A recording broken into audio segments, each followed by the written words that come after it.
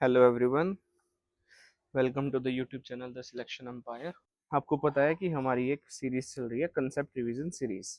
इसमें हम क्या करते हैं, एक चैप्टर के सभी कंसेप्ट्स या सभी टाइप्स जो भी अभी एग्जाम्स में पूछे जा रहे हैं, उसके अलावा भी जो इम्पोर्टेंट होते हैं, तो उन सबको हम इन कंसेप्ट रिवीजन सीरीज के थ्रू करते हैं। 10 से लेके 20 मिनट तक की एक एवरेज हमारी वीडियो रहती है इसमें एक लेक्चर की, और उसमें हम एक वीडियो में एक से लेके दो टाइप्स तक कवर कर लेते हैं, एक से दो कंसेप्ट कवर कर लेते हैं। आज इसी सीरीज में हम परसेंटेज चैप्टर स्टार्ट करने जा रहे हैं। ये सीरीज का आपको क्या फायदा मिलेगा, ये सीरीज का आपको फायदा मिलेगा एक तो फास्ट रिवीजन में।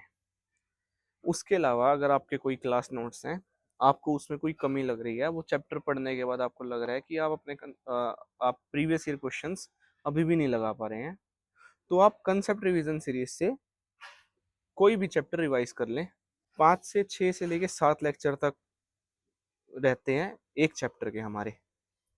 तो कुल मिला के अगर आप देखें तो 6 लेक्चर की आप एवरेज लीजिए, 20-15 मिनट का एक लेक्चर, तो 1.5 घंटे के राउंड में आपका एक चैप्टर बहुत अच्छे तरीके से रिवाइज हो जाएगा। और लेटेस्ट क्वेश्चंस के साथ हम करते हैं, बिल्कुल खासियत है इस सीरीज की। तो आज हम परसेंटेज स्टार्ट करने जा रहे हैं।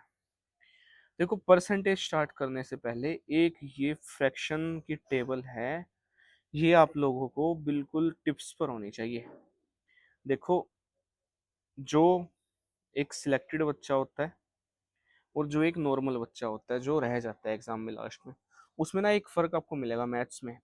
जो सिलेक्टेड बच्चा होगा ना, वो हमेशा फ्रैक्शंस पे खेलता है एग्जाम में। अगर वो आपको कह रहा है कि अगर एक नंबर 20% से इंक्रीज हो गया है, तो आप उससे 100 से 120 ना लिखकर आपको पता होना चाहिए कि 20% की वैल्यू 1/5 होती है, तो नंबर 5 से 6 हो गया है।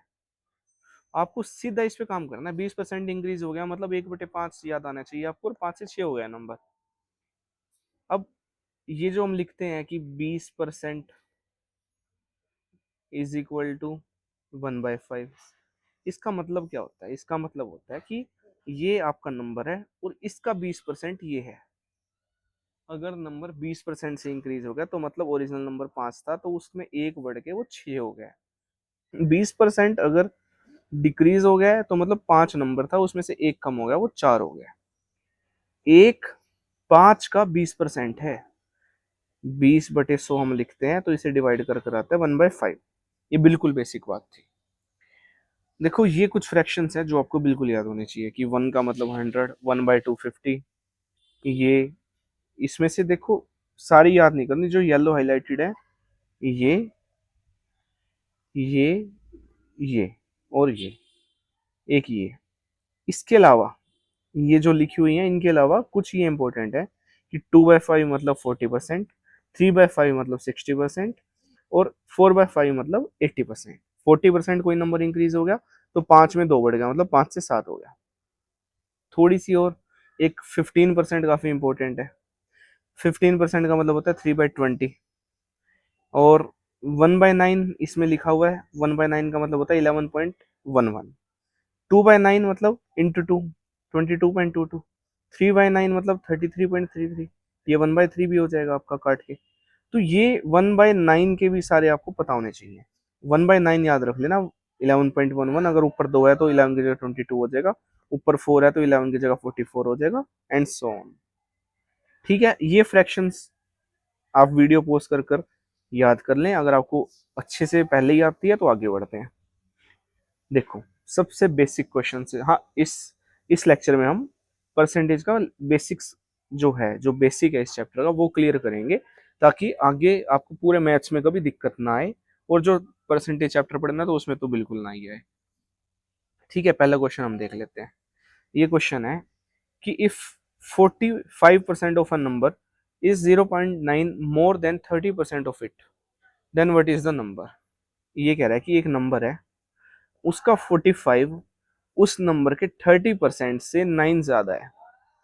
अगर देखो, कोई भी एक नंबर अपने आप में 100% होता है। ठीक है, तो एक नंबर है, एक तरफ है उसका 45% और एक तरफ है उसका 30%। कह रहा है जो ये 45% है ना वो उसके 30% से 9 ज्यादा है। अब इसके बीच में क्या गैप आ गया, 15%। और ये कह रहा है कि इन दोनों का गैप जो है वो 0.9 के इक्वल है। अगर किसी नंबर का 15% 0.9 है तो उसका 1% क्या होगा, आप कहोगे 0.9/15। और उसका 100% क्या होगा, आप कहोगे कुछ नहीं, इसमें इंटू 100 कर देंगे। ठीक है, ये पॉइंट नीचे आकर 10 आ जाएगा, एक जीरो से एक जीरो, तीन तिया 9, तीन पंजे 15, पांच दूनी 10, तो नंबर आ गया आपका 3 × 2 6। सिंपल था बिल्कुल, ए ऑप्शन इसका आंसर हो जाएगा। आगे बढ़ते हैं। अब ये देखो इसमें क्या कह रहा है, इसमें कह रहा है कि 75% of a number is 15 more than 2/3 of that number. ठीक है, कह रहा है कि एक नंबर का जो 75% है वो उस नंबर के 2/3 से 15 ज्यादा है। अब आप तो सोचेंगे कि भाई ये तो 2/3 है, ये 75% है, अब क्या करें। अभी हमने पीछे टेबल में देखा कि हमको 75% को हम क्या लिख सकते हैं, हम 75% को 3/4 लिख सकते हैं। तो अल्टीमेटली इस बात का मतलब है कि किसी नंबर का 3/4 उस नंबर के 2/3 से 15 ज्यादा है। तो अब इस कंडीशन में ना हमें नंबर लेट करना पड़ता है। नंबर क्या लेट करेंगे हम, 4 और 3 का एलसीएम। ये हमारा आ जाएगा एलसीएम ऑफ 4 एंड 3, ये हमारा आ जाएगा 12। तो ये हमने मान लिया नंबर। तो एक तरफ है 12 का 3/4, जो आएगा हमारा 12 × 3/4 करेंगे तो आएगा 9। और एक तरफ है हमारा 12 का 2/3, अब 12 × 2/3 करेंगे तो ये आ जाएगा आपका 8। एक तरफ है 9 यूनिट, एक तरफ है 8 यूनिट। हमारे हिसाब से इनके बीच में गैप है 1 का। और क्वेश्चन के हिसाब से कह रहा है कि 3/4 और 2/3 के बीच में गैप है 15 का। यानी हमारी एक यूनिट उसके 15 के बराबर है। ठीक है, अब हमारी एक यूनिट उसके 15 के बराबर है, तो हमने नंबर क्या लेट करा था, हमने नंबर लेट करा था 12। अगर एक यूनिट 15 के बराबर है तो 12 किसके बराबर होगा, आप कहोगे 12 × 15, 12 × 15। तो ये क्या आ जाएगा, 12 × 15 हमारा आ जाता है 180। तो वो नंबर होगा 180। ठीक है, एक बार इसको एक दूसरे मेथड से समझते हैं। देखो ये कह रहा था कि 75% कितना ज्यादा है, 2/3 से 15। अब एक बात बताओ, उस टेबल में हमने ये देखा था ना कि 1/3 को हम 33.33 लिख सकते हैं, तो 2/3 को हम क्या लिख सकते हैं, 66.66 या फिर 66 × 2/3। ठीक है, तो अब मैं यहाँ 2/3 ना लिखकर 66 × 2/3% लिख सकता हूँ। ठीक है, तो अब कह रहा है 2/3 मत पढ़ना इसे, अब इसे 66 × 2/3 पढ़ना। कह रहा है किसी नंबर के 66 × 2/3 और 75% के बीच में डिफरेंस 15 का है। इन दोनों फ्रैक्शन के बीच में क्या गैप है, ये दोनों परसेंटेज के बीच में क्या गैप है, 75 - 66 × 2/3 करेंगे तो पहले 75 से देखो कैसे करते हैं, 75 में से पहले 67 घटा दो, ये आ जाएगा हमारा 8। अब 67 से हमने 66 × 2/3 का गैप देखना है, ये 1/3 कम है, तो 8 + 1/3, तो 8 × 1/3 का गैप है हमारे हिसाब से। तो 8 × 1/3 बराबर दे रखा है 15 के।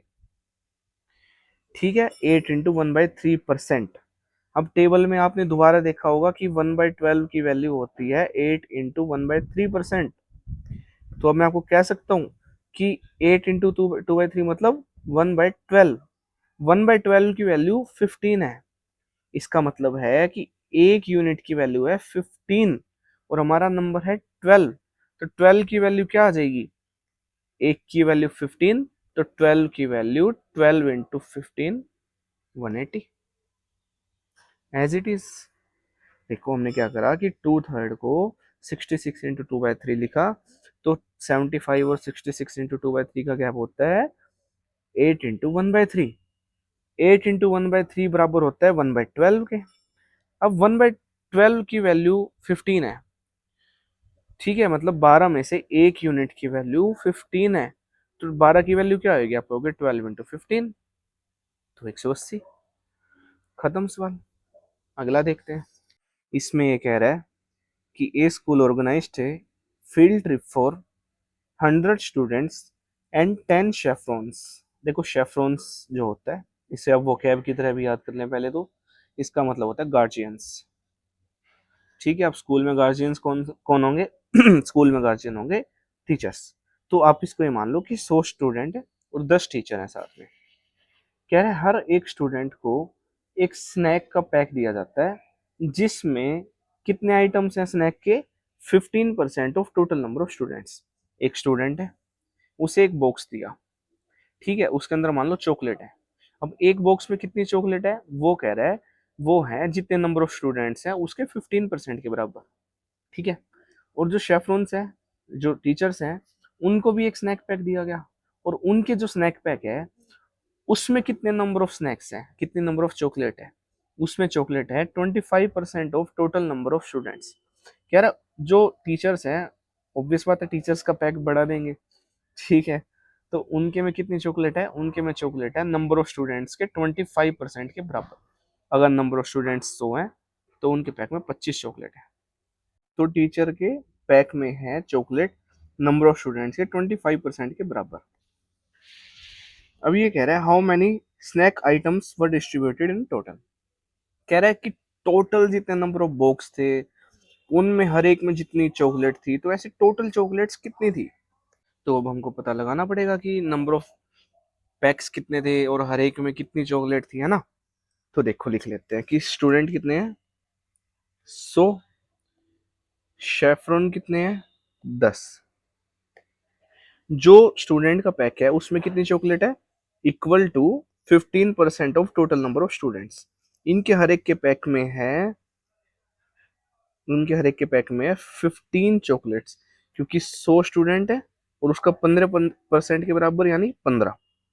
और जो टीचर हैं उनके पैक में कितनी चॉकलेट है, हर एक के में 25% of total number of students. इनके हर एक के में 100 के 25% के बराबर यानी 25 के बराबर। इनमें 25 चॉकलेट है हर एक के पैक में, तो हर एक स्टूडेंट को एक पैक दिया होगा, तो स्टूडेंट्स को टोटल कितने पैक बटे 100 पैक्स, और हर एक में कितनी चॉकलेट्स 15। टीचर्स को कितने पैक्स बांटे 10 पैक्स, हर एक में कितनी चॉकलेट 25, तो कितना आ गया 1500, 250, 1750। तो 1750 जो है स्नैक्स आइटम डिस्ट्रीब्यूट हुए हैं। खत्म। दिखने में इतना मुश्किल और लेंदी सवाल है, पर देखो तो बिल्कुल बेसिक था। हाँ ये देखो अगला क्वेश्चन, इसमें क्या कह रहे हैं, ये है कि sum of A and B is 150% more. देखो एक होता है कि 150% ऑफ और एक होता है 150% मोर। इसमें ना दोनों में गैप ध्यान रखना, एग्जाम में सिली मिस्टेक्स होती है, यही माइनर माइनर सी चीजें होती है जो करा देती हैं। देखो अगर मैं कहता हूँ कि 150% ऑफ, इसका मतलब होता है मैं अगर कहता हूँ कि ए इज 150% ऑफ बी, तो इसका मतलब आएगा कि बी अगर 100 है तो ए 150 है, ठीक है। तो 2:3, 3:200 सॉरी। लेकिन अगर मैं कह रहा हूँ कि ए इज 150% मोर देन बी, इसका मतलब होगा कि अगर बी 100% है तो ए जो है 100% प्लस 150% यानी 250% होगा। तो यहाँ से ए बी की रेशो आ जाएगी 250:100, जो कि 2:5, ठीक है। ऐसे ही इसमें कह रहा है कि ए प्लस बी का सम जो है वो 150% ज्यादा है सी और डी के सम से। तो एक बार इसको लिख लो कि ए प्लस बी, एक से ए प्लस बी और सी प्लस डी। अभी हमने देखा क्या आया था 250:100 मतलब 5:2। पर लो 100 250 ही लिख लेते हैं क्योंकि देखना भी आपको पता लगेगा। अब कह रहा है कि C is 25% more than D। अब 125 100 मत करना, C 25% मोर है ना, तो सीधा लिखो कि C रेशो D क्या होगी, 5:4। 25% मतलब 1/4, तो 4 से 5। और A is 100% more than B, A जो है B से 100% ज्यादा है, मतलब अगर B जो है 1 है तो इससे 100 ज्यादा, यानी A हो जाएगा 2, इसका डबल। 100% मोर मतलब डबल, 100 में 100 जुड़ेगा तो 200 हो जाएगा, ठीक है। अब कह रहा है कि D 400 है, तो A क्या होगा। अब देखो, अब कह रहा है कि D की वैल्यू जो है 400। मेरे को एक बात बताओ, क्या आप 100 को 5 4 में बांट सकते हो। आप कहोगे कि 100 को 5 4 में कैसे बांटेंगे, कि 5 + 4 बराबर 100 रखना पड़ेगा। 5 + 4 तो 9 होता है, इसको 100 के बराबर रखोगे तो फ्रैक्शन में आ जाएगा। तो इसको 100 को जो है 9 का मल्टीपल बना लेते हैं हम, ठीक है। तो एक काम कर लेते हैं ना, देखो एक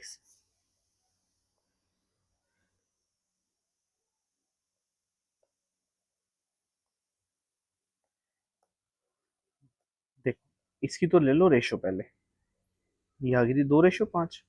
अब जो है इनको 9 का मल्टीपल बना लो। अगर देखो यहाँ इंटू 9 करोगे ना, तो यहाँ भी इंटू 9 करना पड़ेगा, क्योंकि ये इन दोनों की आपस की रेशियो है 5:2। तो अगर एक रेशियो के एक पार्ट को 9 से मल्टीप्लाई कर रहे हैं तो दूसरे को भी करना पड़ेगा, ठीक है। तो एक बार कर लेते हैं फटाफट। इंटू 9 कर देंगे तो ये आ जाएगा 18, यहाँ इंटू 9 कर देंगे तो ये आ जाएगा 45, ठीक है।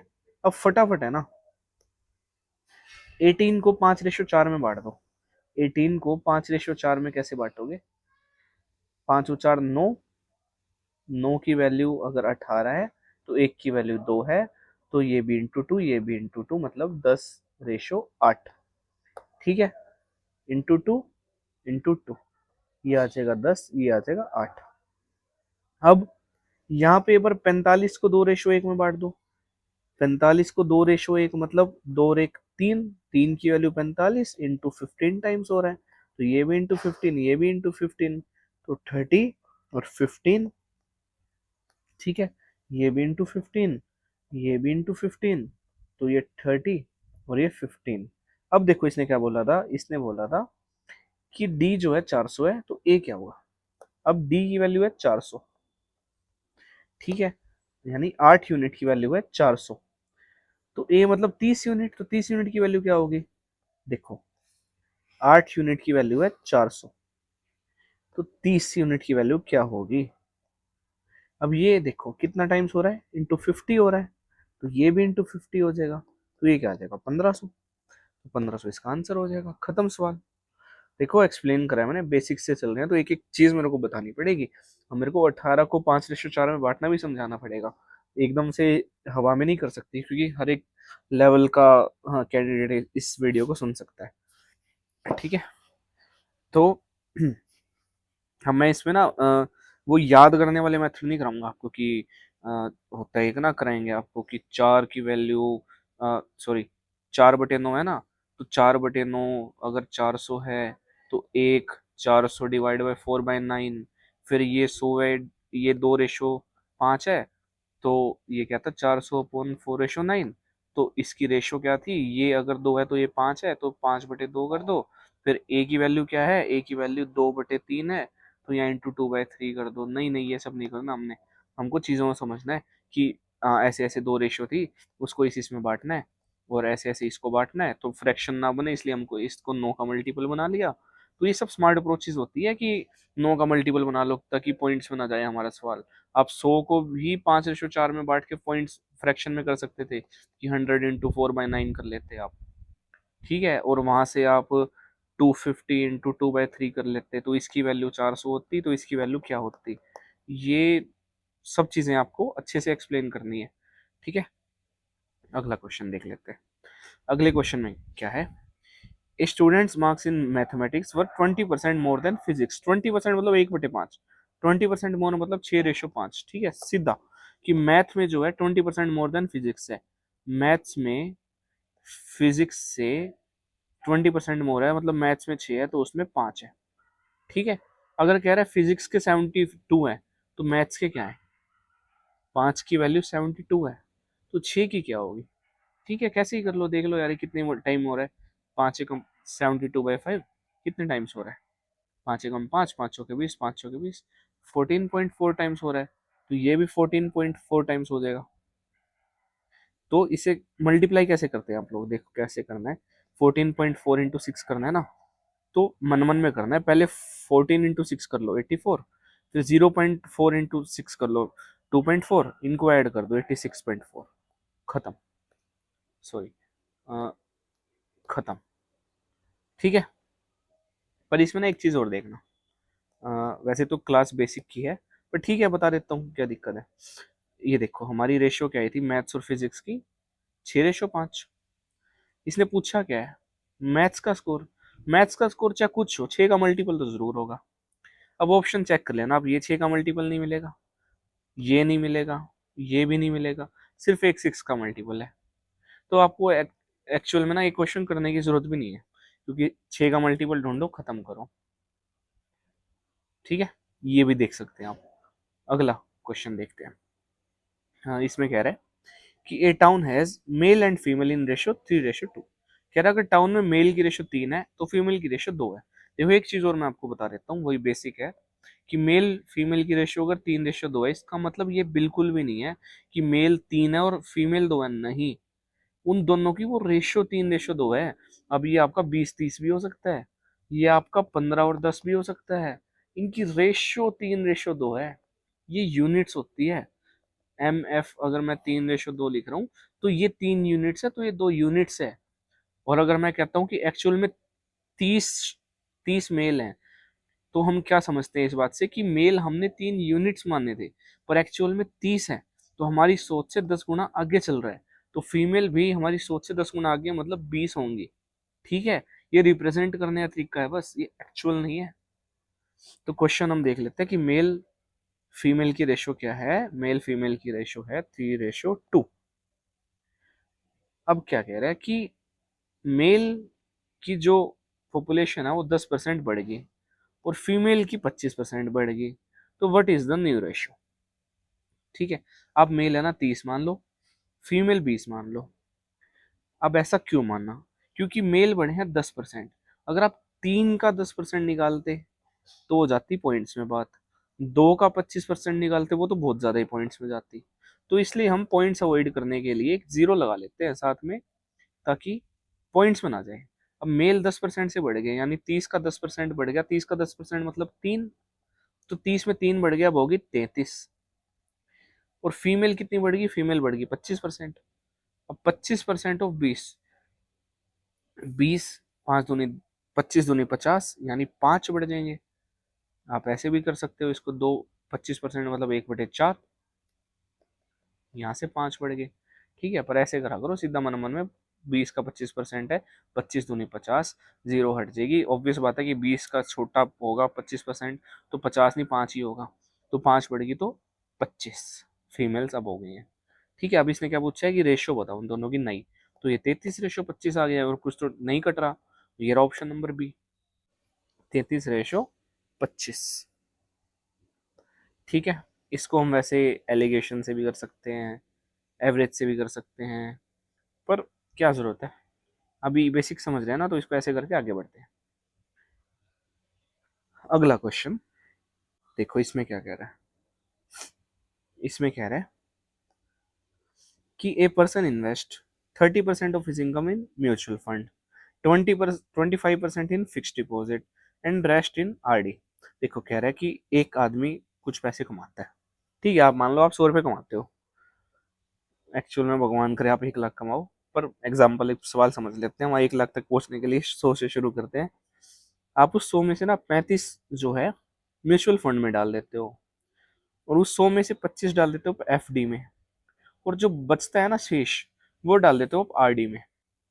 ठीक है, अब क्या होता है, 2 सालों के बाद म्यूचुअल फंड में जो है आपको 20% का फायदा हो जाता है, FD में 10% का फायदा हो जाता है, और RD में 15% का फायदा हो जाता है। ठीक है, एक बार लिख लेते हैं इस बात को, 3 चीजें हैं, म्यूचुअल फंड, FD और आरडी।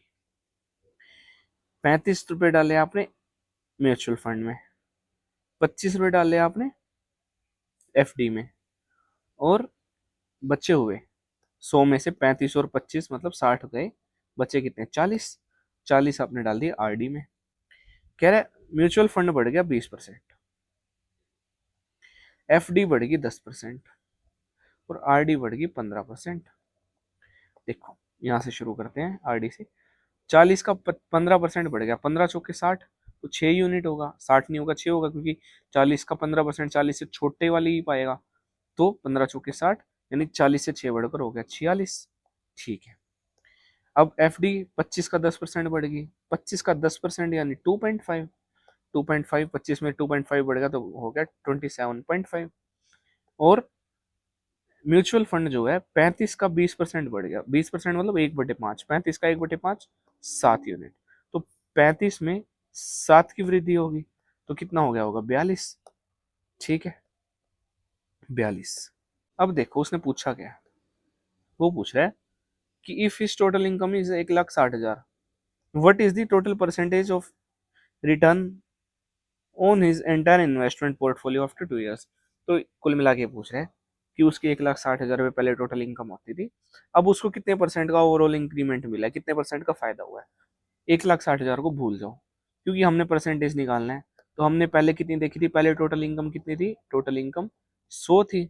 अब टोटल इनकम कितनी होगी 42, 46, 27.5, इनको जोड़ दो एक बार, 42, 46, 88, 88 और 20 108, 108 7 115, 115.5।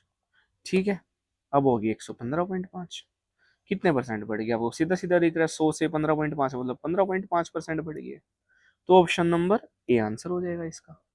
ठीक है, देखो एक एक चीज और समझ लो कि जब भी what is the percentage increase पूछे, what is the ratio between 2 और 3 नंबर्स पूछे, तो एक्चुअल वैल्यू की कोई जरूरत नहीं होती इस क्वेश्चन में। आप इस 100 को 1,60,000 से इक्वल पुट करोगे, फिर 115 की वैल्यू निकालोगे, क्या फायदा उसका।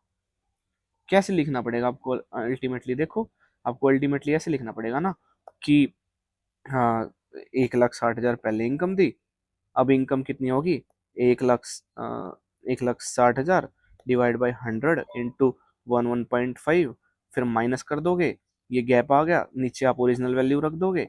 ठीक है, अब आप एक चीज बताओ ना, ये यहाँ भी है, ये यहाँ भी है, ये यहाँ भी है, तो ऊपर से मैं 1,60,000 कॉमन लिख के बाहर लिख दूंगा, यहाँ से कैंसिल आउट हो जाना है।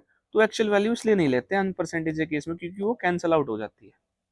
ठीक है, जब भी परसेंटेज इंक्रीज डिक्रीज और परसेंटेज चेंज पूछे, रेशियो पूछे, तो हमें एक्चुअल वैल्यू नहीं लेनी है। ओके, और एक चीज और, इस क्वेश्चन को भी हम वेटेड एवरेज या फिर नॉर्मल एवरेज से हम कर सकते थे। तो मैं एक काम करूंगा, देखो पिछला क्वेश्चन भी था जो हम एवरेज से कर सकते थे, इसे भी कर सकते थे। तो नेक्स्ट लेक्चर ना हमारा रहेगा परसेंटेज प्लस एवरेज, की एवरेज परसेंटेज चैप्टर में एवरेज का यूज कैसे होता है, और परसेंटेज प्लस मिक्सचर या मिक्सचर एलिगेशन।